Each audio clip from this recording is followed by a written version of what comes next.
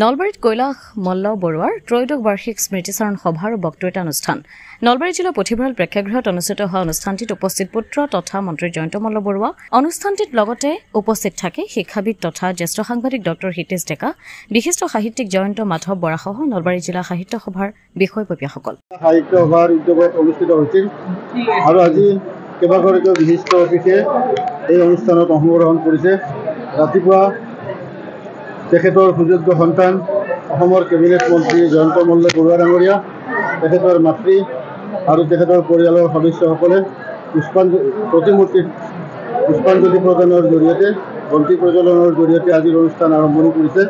তাৰ পিছতে স্মৃতিচাৰণ সভা অনুষ্ঠিত হৈছে আৰু এই স্মৃতিচাৰণ সভাত দৈনিক অসম প্ৰাকটৰ সম্পাদক হিতেশ ডেকা ডাঙৰীয়াই এটা নিৰ্দিষ্ট বিষয়ৰ বক্তা হিচাপে অংশগ্ৰহণ কৰিছিল আৰু বিশিষ্ট ঔপন্যাসিক জয়ন্ত মাধৱ বৰা ডাঙৰীয়া ইয়াত অতিথি হিচাপে উপস্থিত আছিল।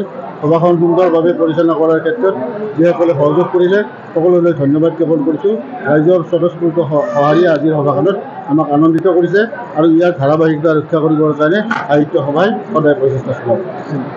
প্ৰতি বছৰৰ দৰে এইবেলিও মোৰ প্ৰয়াত পিতৃ কৈলাশ মল্ল বৰুৱাৰ স্মৃতিচাৰণ তথা বক্তৃতা অনুষ্ঠান আজি অনুষ্ঠিত কৰিছে।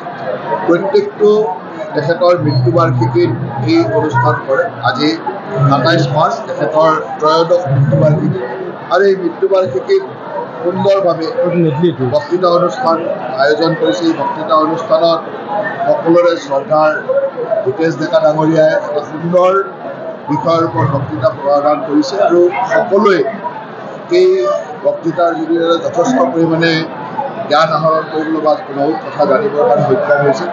মই সাহিত্য সভাৰ কৰ্মকৰ্তাসকলক ধন্যবাদ জ্ঞাপন কৰিছোঁ যে বিগত ১২টা বছৰে সুন্দৰভাৱে এই নলবাৰী জিলা সাহিত্য সভাই মোৰ পিতৃৰ নামত এই অনুষ্ঠান কৰি আহিছে আৰু ময়ো প্ৰতি বছৰে থকাৰ চেষ্টা কৰোঁ।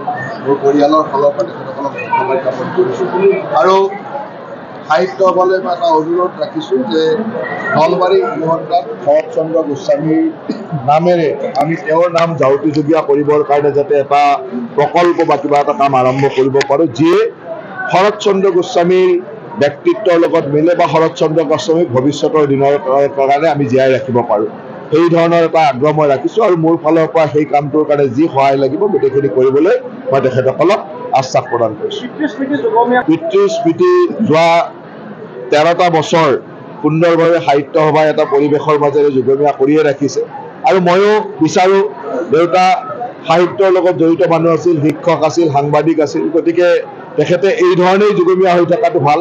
বেলেগ নামেৰে বেলেগে যুগমীয়া হৈ থকাতে তেওঁৰ যিটো নিচা, তেওঁৰ যিটো হবি আছিল সাহিত্য চৰ্চা বা সাংবাদিকতা, এই ব্যৱস্থাৰ মাজতে তেওঁ যুগমীয়া হৈ থাকক আৰু ময়ো সদায় সেই ধৰণে যুগমীয়া হৈ থকাটো বিচাৰোঁ। নলবাৰীৰ পৰা ভৱজিৎ বৰ্মনৰ প্ৰতিবেদন, অমৃত নিউজ 24/7। অমৃত প্ৰবাহ অসমীয়া সাপ্তাহিক কাকতৰ ডিজিটেল সংস্কৰণ অমৃত নিউজ, সত্যৰ সন্ধানত অমৃত নিউজ।